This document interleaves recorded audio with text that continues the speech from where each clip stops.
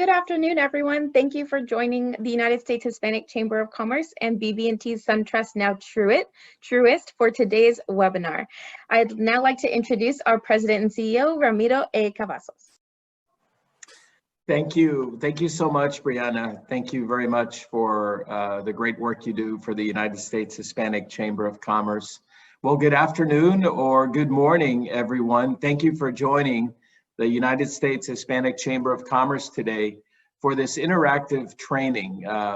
This training is on budgeting during a crisis, and it is presented by our great corporate friends and leaders at BB&T, SunTrust, now Truist. And we know that each of you, the last 4 to 5 months, has been going through this same roller coaster of economic change that we've all been seeing.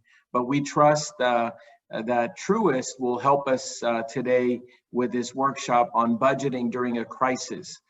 We are very blessed to have great friends in Truist, and I want to thank each of you for joining us today.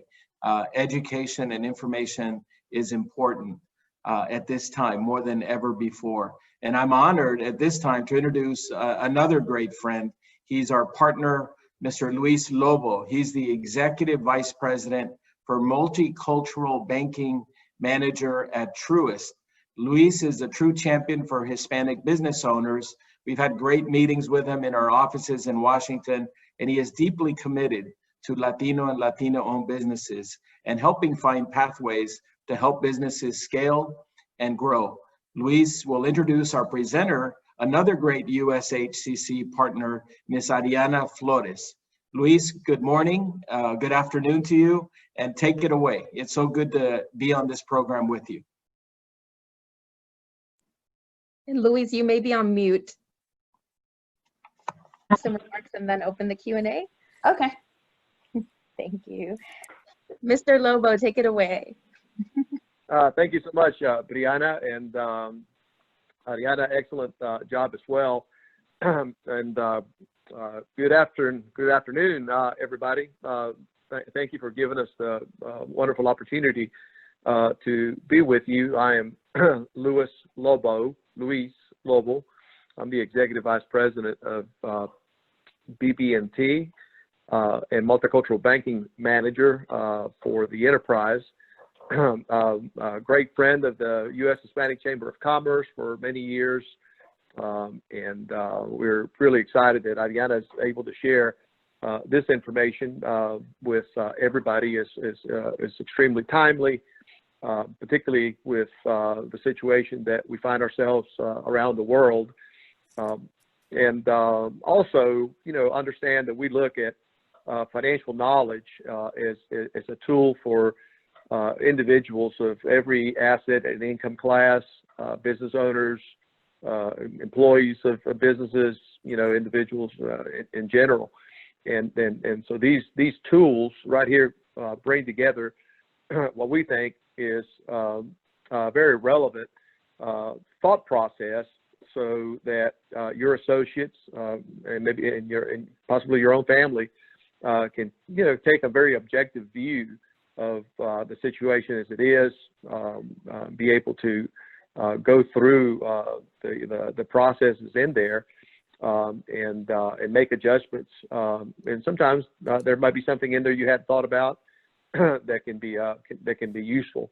We know we're going to be in an economic situation for some period of time because of the decimation of jobs in this country, and even post-vaccine for sure. So we appreciate the opportunity to be with you. We're a long-standing member of the U.S. Hispanic Chamber of Commerce. We're proud to say that we are the bank of the United States Hispanic Chamber of Commerce also, notably when I was in Washington, D.C. So thank you, Brianna, for the time there. And Ariana, I hand it back to you. Thank you, ladies. Thank you. We'll pass it to you, Ariana. You're on mute. Now I'm the one on mute. Well, good afternoon, everyone. It's a pleasure to be here with you today. As Ramiro and Brianna said, my name is Ariana Flores, and I am the Regional Multicultural Banking Officer for Truist. And I'm excited to be here with you today because we have an exciting resource to you today, and it's called Budgeting During a Crisis. And so what I wanted to kind of start off a little bit with is just telling you how the format of this presentation is going to be. My hope is that I will get as much participation as I can. So please utilize the chat box. That is our best friend today. And so if you have any questions as we go throughout the presentation, please don't hesitate to add it into the chat box. I will ask Brianna if she wouldn't mind telling me if we have a question along the way. And with that, we'll go ahead and get started. So here is my contact information. So as I mentioned, I am the Regional Multicultural Banking Officer. And so within Truist, my role is to do outreach and engagement with the diverse communities we serve. And it's really how we got connected with the U.S. Hispanic Chamber of Commerce. And we're so proud to be a partner of theirs. They have done phenomenal work in the community. And one of the things that I would like to say is thanks to Felipe and Brianna and Ramiro, we're able to bring this workshop to you today. And so if you have anything that you may not have wanted to share throughout the presentation, please know that you can reach out to me at any time. Here's my email and my contact information, and I look forward to connecting with all of you at some point in time. So one of the things that I like to start off with is that some of you may or may not know, but BB&T and SunTrust have now come together to become Truist. And so today I'm presenting to you as a Truist teammate. And so what I want you to get from this today is that, you know, here at Truist, one of the things that we strive for is to inspire and build better lives and communities. And we do that through sharing financial knowledge. We want to put our communities at the center of everything that we do. And the way that we do that is, you know, by doing these types of workshops. And so I hope that as we go through this workshop, you will have some best takeaways that you can apply to your everyday life.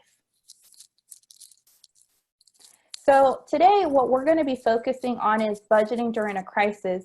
We actually do have a financial knowledge platform called Bank on Your Success. And it focuses traditionally in teaching you how you establish a budget and how do you manage it. But today, because we know that the pandemic has impacted so many people on different levels, we wanted to create a curriculum that we saw that would be fit for the times today to help you navigate. So that's what we'll focus on today. The one disclaimer that I want to share with you is that, you know, the purpose of the presentation today is really to help you identify some best practices on how to create a crisis budget.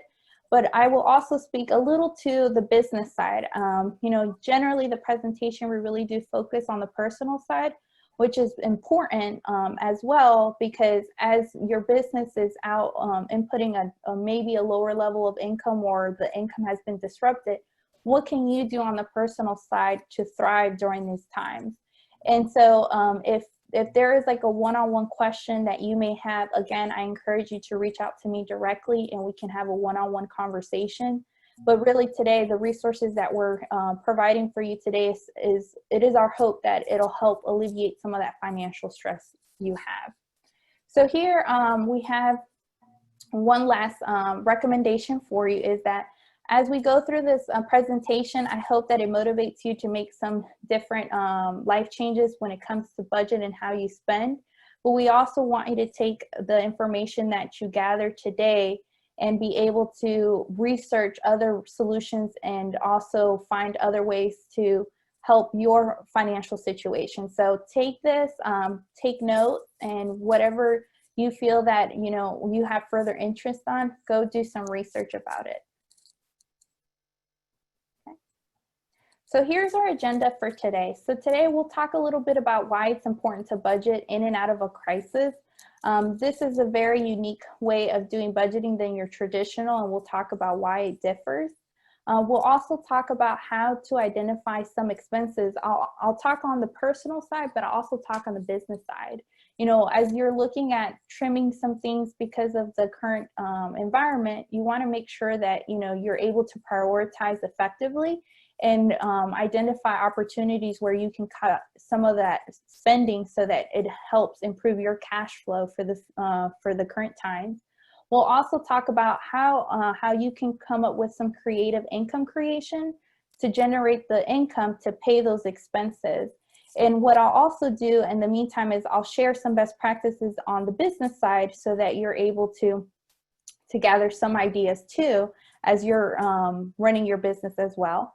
And then I'll share some resources to help you kind of navigate the times that you can also use to research further in a particular topic. And then we'll talk a little bit about looking to the future. So with that, we'll go ahead and jump in. So why should you budget in and out of a crisis? So this is where I like participation. So what do you think you should do to budget in and out of a crisis? So why do you think it's important to budget in and out of a crisis? And you can use the chat box to go ahead and put your answers.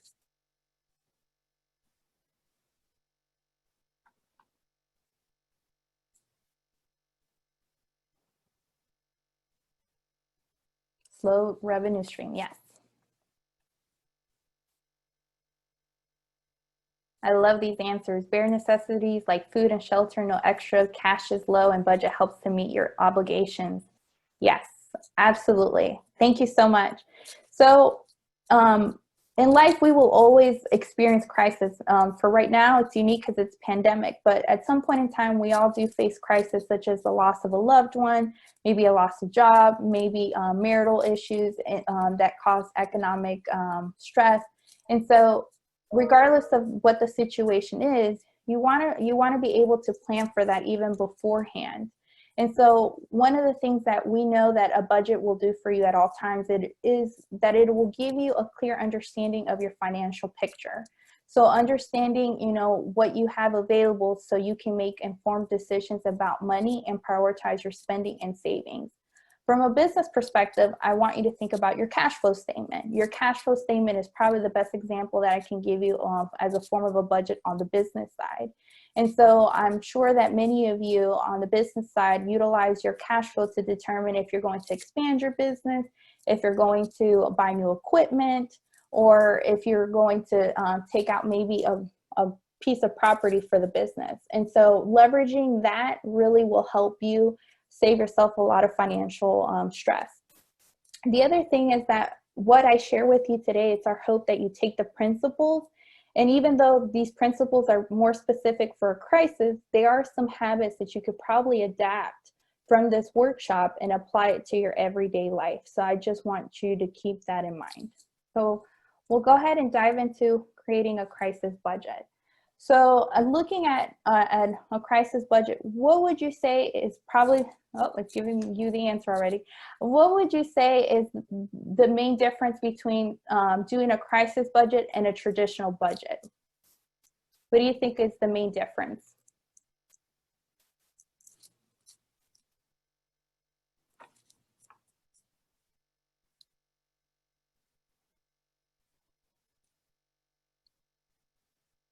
Circumstances. During crisis, cash flow is an issue. It's forced, it's unexpected. Any others? Crisis is focused more on an expense cutting than growth. Yep. Great, thank you. So here, the main uniqueness of a crisis budget is looking at what is the minimum you need to survive. So what are some things that you cannot do without? And then finding the income to cover those necessities. Usually a traditional budget, what it'll do for you is you take your income and then budget every dollar based on the income that you currently receive. So now you're doing the opposite. Now you're looking at the expenses and trying to determine what are some things that you have to go. And then if you have any extra income, how do you plan? So we're going to look at two things. We're going to look specifically and dive deep into the expenses piece. And then we'll also look deep into income generation. So here are some categories that we have in place with you. And the one thing that I forgot to share with you at the beginning is that we will actually have a workbook to share with you that has these worksheets for you so that you can go ahead and utilize it to do a budget for during a crisis yourself at your leisure, and then in hopes that if you have any questions, you can reach out to me. So here, the first thing that we have is that you must identify your fixed must-haves. So again, these are expenses you cannot do without that are the same amount each payment. So that would be your house and rent, mortgage, health insurance, life insurance, and car insurance. And the reason why we say that these are ones that are fixed must-have is we know that without paying your rent or mortgage, you won't have a roof over your head. Health insurance, especially because this is a pandemic, that's one thing that you want to continue to purchase and you must have. Life insurance is another. I know some of you are business owners, and I know that sometimes the first thing that it's easy to cut is life insurance.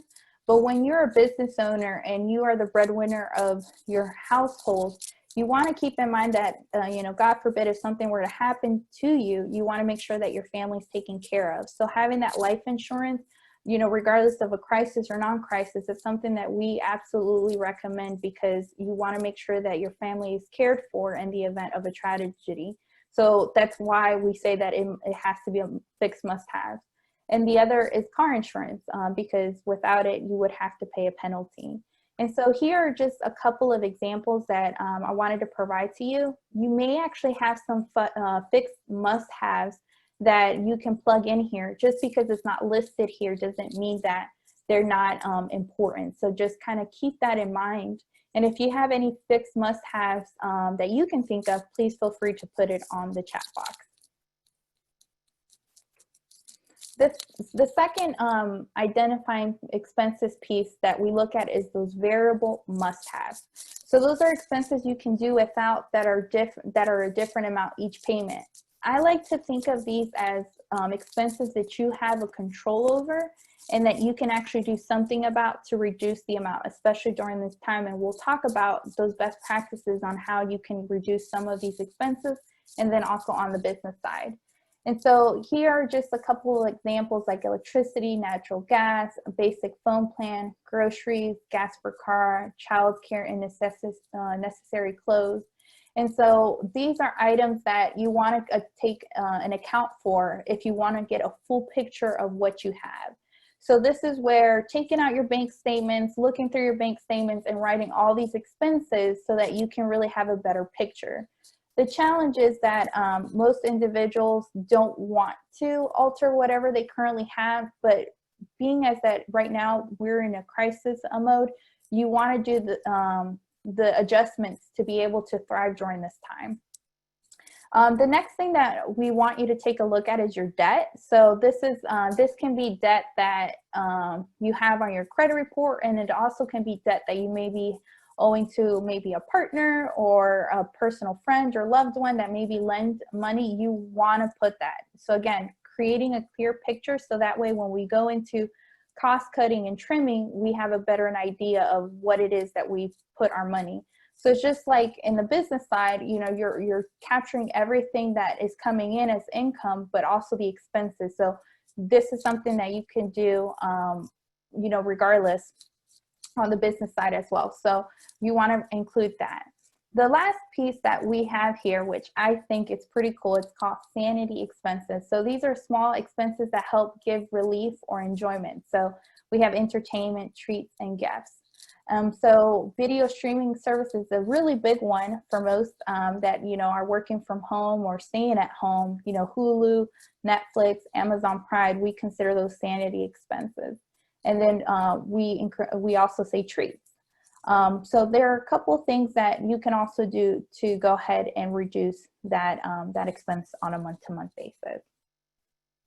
So now that we've looked at your total expenses and you have in a picture, now this is where you strategize to identify, okay, what are we going to cut? What are we going to sacrifice?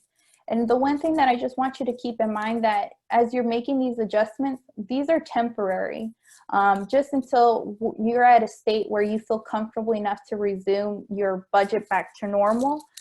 So that means, you know, doing your day-to-day expenses. But for now, you want to try to preserve as much excessive cash flow as possible, or at least, you know, be on target to meet even. So here, we have some examples. So as you're looking at your expenses, you really need to be able to identify what is an absolute need and what's a want. People have different ideas of what a need and a want is.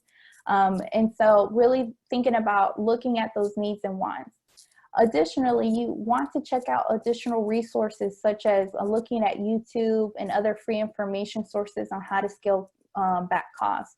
So this is where doing part of your homework really comes into hand, because you're finding ways to kind of adjust. So you have videos on cost saving receipts, frugal living, and other cost conscious lifestyle practices. So we talk a little bit about trimming necessary ones. So if you have needs, especially those variable must-haves, think about what you can do to trim some of the necessary ones. We also encourage you to look for coupons to save extra money on the necessities, and then incorporate bartering, which we'll get into here momentarily. And then when you're looking at wants, you just got to cut them, cut the unnecessary, and then take inventory of automatic payments. This is probably a really good one because you want to be able to manage your automatic payments so that you have more control, especially if your utilities do vary.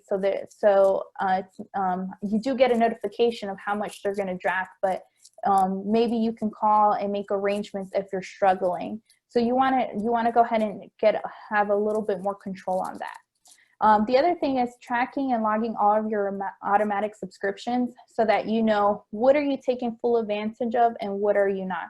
So a great example is this gym membership. Maybe at the beginning of the year you were excited and motivated to go to the gym, and you haven't been, and now you're paying this monthly membership fee and you're not making use of it. So with that, here's where we go into the best practices. And I would love to also hear from some of you what you have done to kind of lower some of your expenses. And then I'll kind of also flip onto the business side. So here are a couple suggestions. The first one is lower your cell phone plan to the most basic and least expensive. Some cell phone providers will actually charge you more on a plan if you can go ahead and eliminate some of the perks. So for example, some cell phone plans, will include like Amazon Prime or, like a Netflix, and you're paying extra for that. And maybe you're not even taking advantage of those services. So scaling back your cell phone bill temporarily may help. Also, get a least expensive car, or if you have two cars, get rid of it.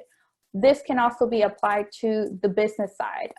If you're making a payment too that is overextending yourself, maybe consider trading your car in for something that is a less of a payment temporarily too, is something that you can do. And we see that that's been happening a lot.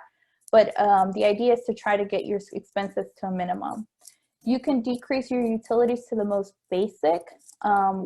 With that, again, you have control because you're the one utilizing water, electricity, and gas. And for this one to work, and if you have a family, you have to communicate with your family that this is what you're going to do.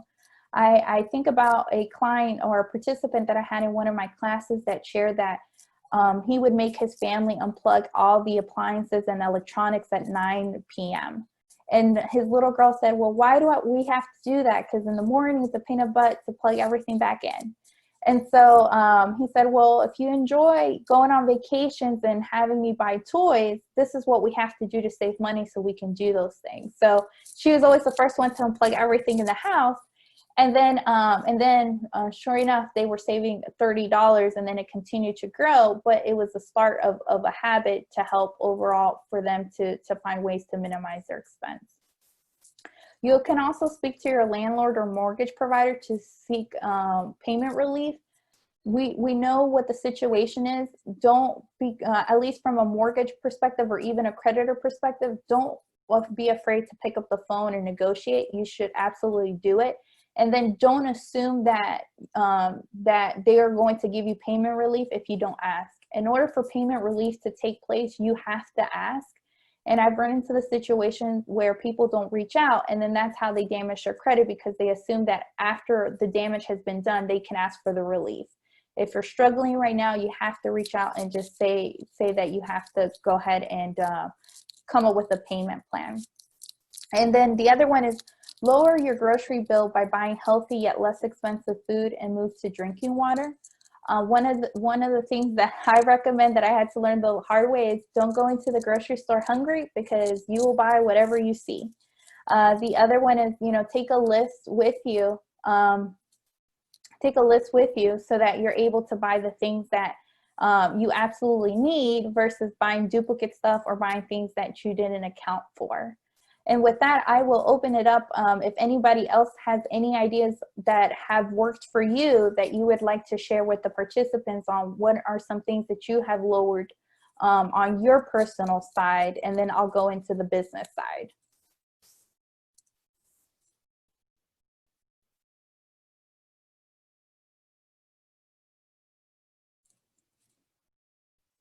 I'm going to give a few minutes for folks to write their answer.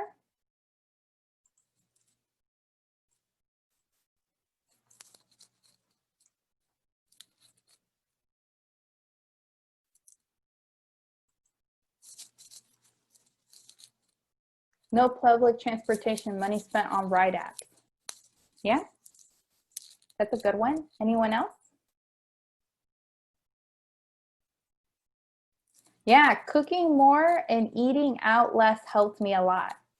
Yeah, reduce the amount of dining out outside. Absolutely, that's a huge one. And nowadays, you're so tempted to order through Uber Eats or DoorDash. You really have to create the discipline. And these are things that as you adapt these habits, you can carry over. Buying clothes for events. Yeah, so if you don't need it, you definitely don't want to invest in it. Any others?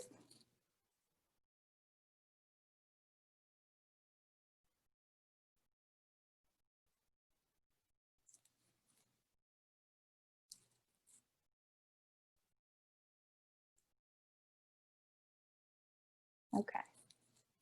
All right, so now I'm going to go ahead and move on to the business aspect of it.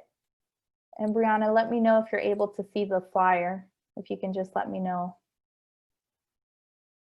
Yes, we can see it. Okay, perfect.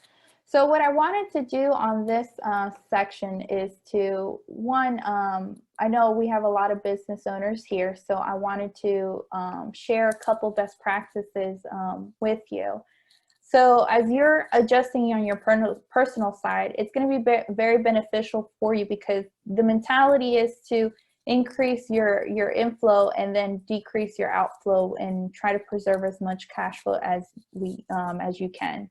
So here we have this flyer, which I will have Brianna share with you as well, maybe after the presentation. But here are some best practices that we recommend here.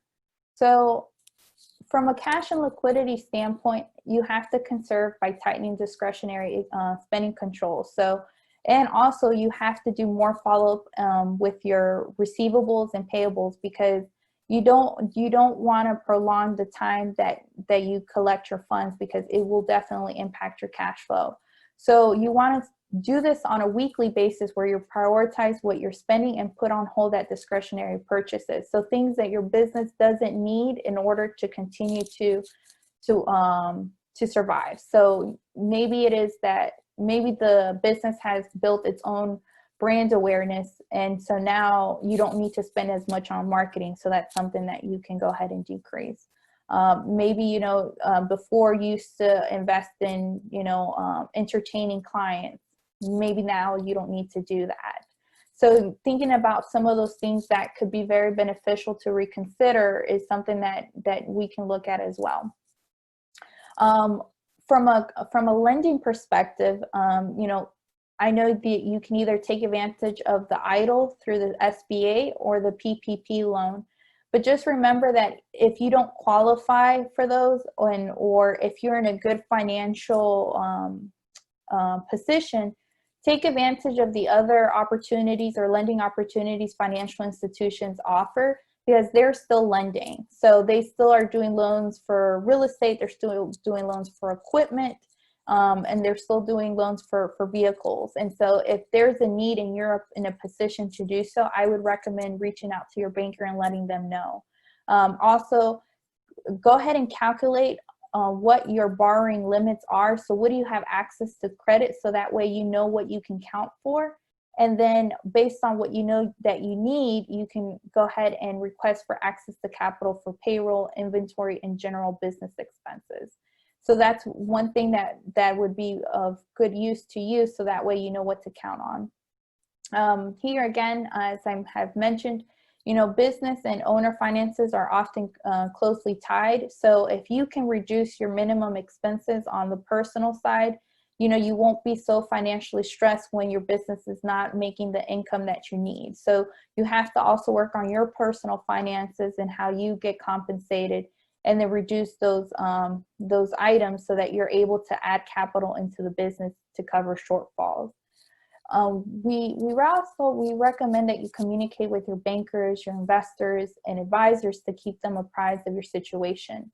You would be surprised of how many resources are available to you as a client of your financial institution, and they can actually help you prepare for future needs for more capital. So having a great banking relationship with your bank really does make a difference, because as things change, you can go ahead and make the suggestion of, or they can make the suggestion of what you can do to help yourself from a business perspective. Then we look from business planning perspective. So what are some things that have changed? What are the opportunities resulting from the crisis? So we encourage you to estimate what the impact of the crisis is going to have on your sales and cash flow, and commit to updating projections frequently as new information about the crisis or your finances emerge. This will also give you a good idea of how much you need to borrow. I've seen where folks took out an original loan for PPP, and now they don't have access to get a second round of funds. So you want to make sure that if you haven't applied for a PPP loan or EIDL and you're going to, you kind of take that into consideration if you're going to take out money. Or even from the bank perspective, if you need a credit line, put a realistic number that you're going to need. You need to also protect yourself as a business owner and the business, because the reality is that people are in a financial distress and they are going to commit fraud and trying to seek money. So make sure that you have secure measurements in place for your business so that you don't become vulnerable. Keep an eye on long-term goals. So yes, for so many, they may see that the crisis has become a disadvantage. It's disrupted their business, but it can actually be an opportunity for bargaining on equipment or purchase services or raw materials. So maybe you have thought about buying an equipment or a vehicle, and because we're in an economy where people are trying to sell and make money, you could get a good price on whatever it is that you want to purchase. So maybe consider it for long-term goals. Maybe you're in a good financial position, so maybe this is an opportunity for you to continue to grow your business. From a customer engagement piece, you have to really be mindful and readapt to what's happening. So an example is, maybe your business is cash-based, and so now maybe you have to go through credit cards. So looking at what your customers want or what will make them have a peace of mind is something that you should make a priority as a business owner. So adjusting staff and location hours for projected changes in demand, so that you're not having to invest too much into staying open. Or maybe you go ahead and promote your sales through a website, online, call center channels. So now, instead of having a storefront, maybe you now go into a website online. That may be the future for your business. Maybe this is a way that it'll reduce your overhead and really allow you to save more money and have better cash flow. And then communicate with your customers regularly via social and digital channels to illuminate your business response to the outbreak. They need to know where you stand, like if you're going to be shutting down, are you going to be open, are you changing the way that you're doing business? Because you want to make sure that they know that you're still in business, that this is how you're doing it, and then also giving them the peace of mind that you're taking the precautions for them to continue to do business with you. Okay. So then now the last two pieces that I wanted to go over with you is the work environment and staff. So I know that for some, you know, you really need all hands on deck, but be mindful that that may not be the case now. So following the CDC guidelines, instructing your employees that are sick to stay home, and considering making different implementations of direction for your employees. So maybe checking their temperature before they go into work, keeping you apprised of what's happening with them if they're sick. So you need to go ahead and figure out a way to create a safe work environment, but also make sure that you're taking care of your staff. For some, maybe you consider ramping up work from home technology. So I know a lot of businesses have now gone to having their employees work from home, and it has actually saved them money because now they're not having to pay a space. Maybe that's something that you adopt going forward, where you go ahead and have your employees work from home versus being in person, because then you don't have to have brick and mortar. So these are just some things to think of. And then from a supplier and partners perspective, we say contact your key suppliers to understand their plans and their impact on order availability, deliveries, and reliability. You want to know where they stand so that you can adjust. I know a lot of restaurants have had to do that, especially from a menu. They're constantly having to readjust their menu. So talking to suppliers so that you will go ahead and be prepared and it won't catch you off guard. And then let your suppliers and partners know what your operating plans are, and keep them up to date on changes in your sales and the operations as you're going through the crisis, because I think open communication will help, you know, very much to help you kind of thrive through the crisis. With that, are there any questions on any of these, or anything that you would like to suggest as a business owner, or even on the personal side, that you feel individuals can benefit from today? So I did see one question that I received from Mario Gutierrez. He said, what can you tell us about wholesale? You do save in the long run, but have to sacrifice your cash position. What do you recommend? So if you're thinking of buying wholesale and it may impact your cash flow position, one thing that you can consider based on the amount that you need, some businesses have, if they're, again, financially stable, and so if you're in good standing, I'd say, you know, try to request for credit, even if you don't need it. It's really hard to go ahead and get credit when you need it versus getting credit when you don't need it. And so what you can do is you can take a credit card that has 12 months no interest and use it to buy those wholesale items. And then as your inflow is coming of cash, then you can go ahead and use that money to pay your credit cards down. So that would be my recommendation, Mario. Let's see, do I have any other ones?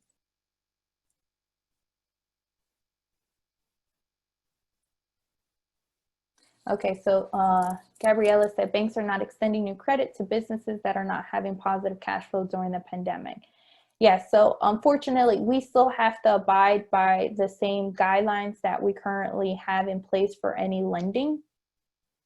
So, so you wanna have a conversation with your banker, because maybe they know of other resources that you can reach out to that may be giving funding. Right now, what you'll start to see is that there is going to be so much relief that's going to become available for small businesses, because we want to continue to have them thrive. So talk to your banker and see, you know, what can you do, or maybe they have a special program that's based on, you know, just credit. But I would say that if your credit is in good standing, you know, start looking at credit options, because the worst thing that you can do is you damage your credit because you weren't able to manage because of the pandemic, and then you request for a loan. That's going to be very challenging. So if you're in a good financial position, I would recommend go ahead and do that. The other question I have is, what are the business credit cards with 0% interest? Yes, so there are a lot of banks that have credit cards that they offer 0% for 12 months.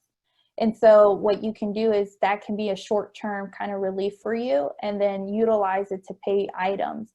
The other thing too is that you want to look for a credit card that is going to give you rewards, because what you can utilize those rewards, if you're doing it to purchase all these things, you can invest it back in the business, because you have some business credit cards that will give you cash back, which you can reinvest in the business.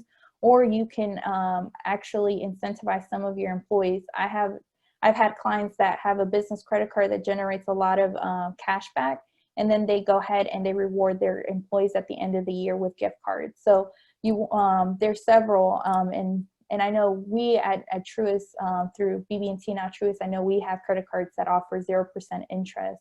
So that's something that you may want to consider doing, or, you know, go explore other banks and find the one that best suits your business. So thank you for that, Gabriella. Any other questions or suggestions? Unfortunately, we do not lend in California, Gabriella.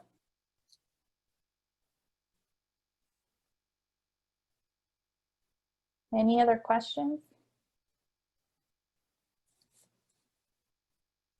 Okay, so we'll go ahead and move to the second piece. So now that we've identified how to minimize the expenses and identify that, now we got to look at ways that you can generate income. So let's see here. So as a business owner, you want to take into account, now this is on the personal side, but you want to take it into account and calculate what your income is going to look like now that your business has maybe slowed down. And I hope that it isn't always the case for some of you. So what you want to try to do is look at what is regular income that, you know, you can count on, and you want to plug that in so that you know that, okay, this is for certain, I know is what I have. And so looking at that, then you can see, you know, what am I missing? What do I do? So these are some ideas from a personal side, and then from a business perspective, I'll share some. But some, you can do some grocery stores. A lot of grocery stores are in need of workers, so you can get some extra income to help. Also, shipping and delivery service companies like Amazon or UPS are really great ones that you can look at working for temporarily to get some extra income. Online learning organizations and remote meeting companies, a lot of them are needing individuals to kind of help that. Is now that the demand is so high, they need individuals to fulfill the service as well. You can also reach out to family and friends. Funny enough, this is not something we actually do very often, you know, or ask for referrals. And as business owners, this is something that, you know, we should do too, is promote our business within friends and family. But make sure that you give them, you know, your price. I feel like if you discount them, then, you know, you're really selling yourself short. So if you're going to do work for friends and family, you know, making sure that you don't give discounted price, because then you're going to affect your cash flow. But seeing if there's anything that you can do from your standpoint to help them, you know, maybe there's something that they are in need of. And from a personal side, maybe you have somebody that could do either childcare or do cleaning. So there's so many things that you can kind of come up and being creative. For some have taken a special hobby or a skill set and have turned it into a complete business. And so that's been very unique, because some individuals that thought of it as a way to just kind of survive have now gone full-blown business. And so from a business perspective, now you may want to think about adding different products or services to your overall business to make some money. You may want to consider, you know, revamping the way that you do business. So maybe going from storefront to an online platform so that you can sell more. Maybe partnering up with vendors too can help. You know, I think about how smart Kohl's was to partner up with Amazon in receiving their packages, so that Amazon had another portal to have clients return their things. So you really have to get creative. Are any of our business owners done anything creative to generate more income with the times that they would like to share, or things that have worked for them to help other business owners who are on the line today?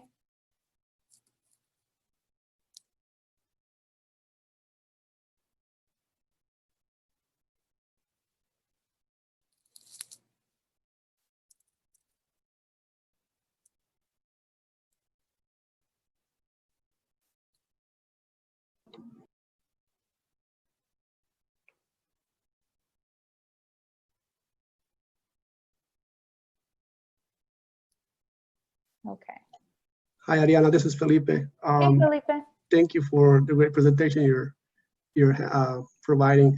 One of the things that I saw locally, I mean, for any restaurants, for example, business owners that have restaurants. What I've seen in a very interesting thing that one of the local restaurants here did was, you know, especially when you were before opening up in stages, they were not able to have their customers dine in and or even have carry out. So what they did is they start selling their inventory as groceries. So for example, if you wanted to do, I don't know, ceviche, for example, they would pack all the ingredients that are needed to make ceviche because they're a Peruvian restaurant, and they would sell it to you as part of like groceries. So they would deliver the grocery list to you so you can make it at home on your own. So and that goes for any type of business that maybe has inventory that is, you know, is stocked up and unable to move out. You can maybe sell it directly to kind of get some cash that way and help pay your expenses while you know, in the meantime, and then you can, when you start to open up again, then you have some cash left over to kind of buy more inventory and continue your operation. That's awesome, Felipe. Thank you so much for sharing that. And I'm sure that if you're in the restaurant industry, that will be something of great use to you. So thank you. Anyone else before we wrap up step 2? Okay. So, so then you want to take a look at that creative income and plug it here.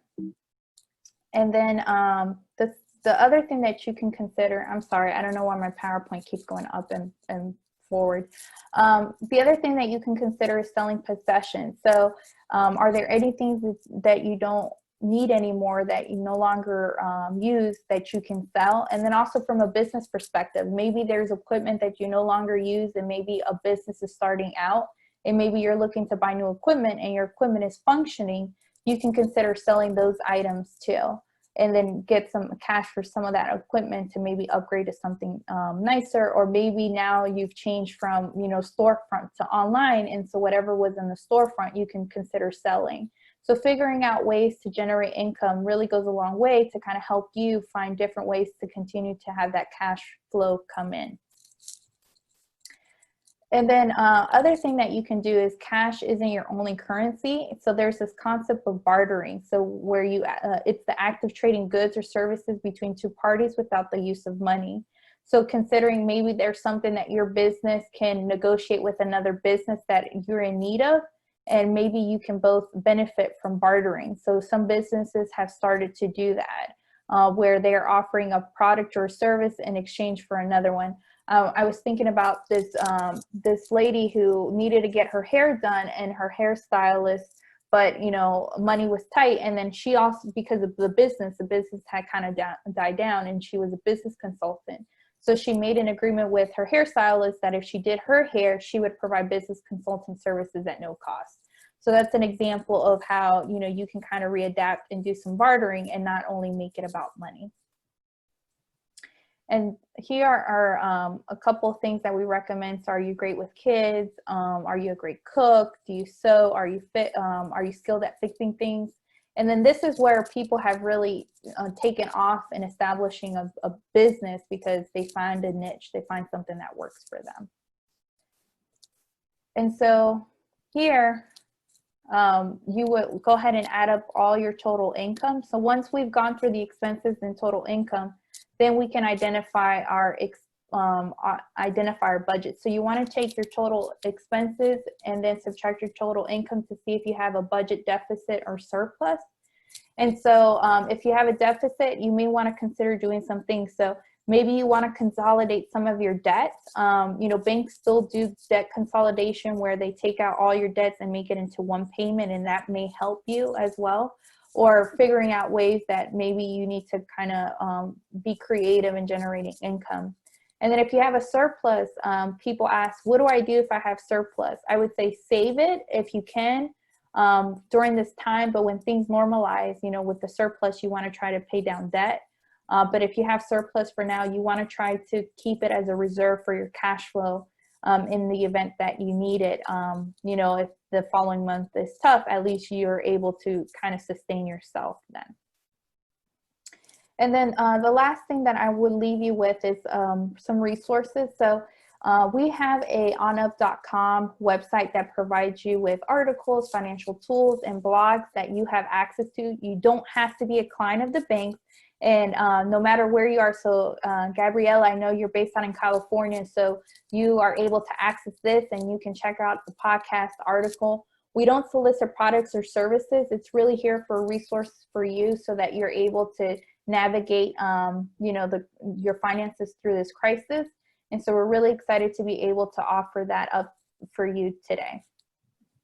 If you have any questions in regards to PPP loans, branch closures, or payment relief, we do have a special portal for Truist clients. So if you're a client of Truist, you can access this portal and see, what is available for you to help you during this time. And for the most part, a lot of organizations are doing that for their clients. They understand that there's a need to kind of be flexible. So I'm sure that there are so many out there that would be willing to help. And then here are just some external resources such as USA.gov coronavirus, the CDC website, and the SBA Relief Programs Administration site. And just know that no storm can last forever, so we're all going to get through this together.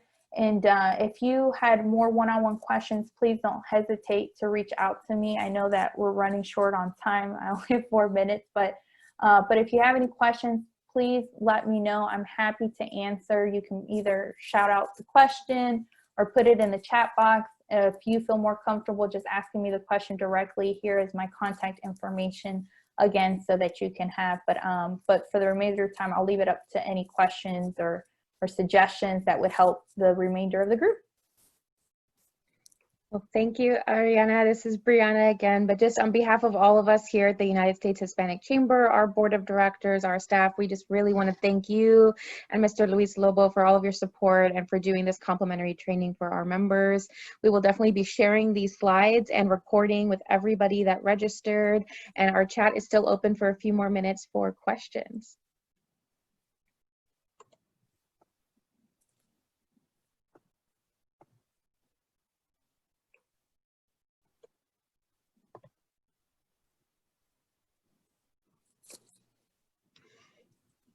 Thank you, Lucy, for your comments. We appreciate you being here.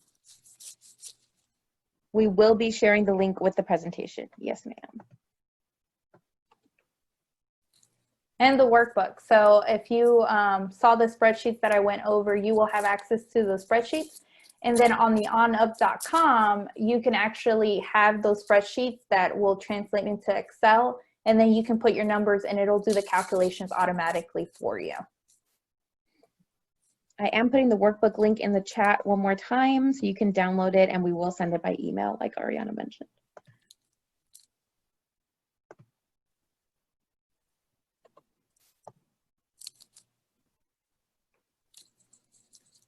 Okay, well, with that, we appreciate your time, Ariana. Thank you, everybody, for being with us. Do you have any closing remarks? No, I just want to thank you all for your time. I know it's not easy to take time out of your day to be here, but I really, really hope that this information was valuable, and maybe not all the information was relevant, but at least one tidbit you were able to take away from you, and that, you have hope that, this will pass, and great things sometimes happen from tragedies. So I think that will be better for all of what's going on. And if I can help in any kind of way, please don't hesitate to reach out to me. Brianna can send my contact information, and you don't have to be a client of the banks. And I promise I will not solicit a product or service. I'm not going to sell you a checking account. I'm not going to sell you anything of that. I am genuinely wanting to help you because I want to see our small business thrive and also our community as well. So thank you, Brianna and Felipe and Ramir, for having me on today. Thank you, Ariana. This concludes today's webinar. Thanks, everyone.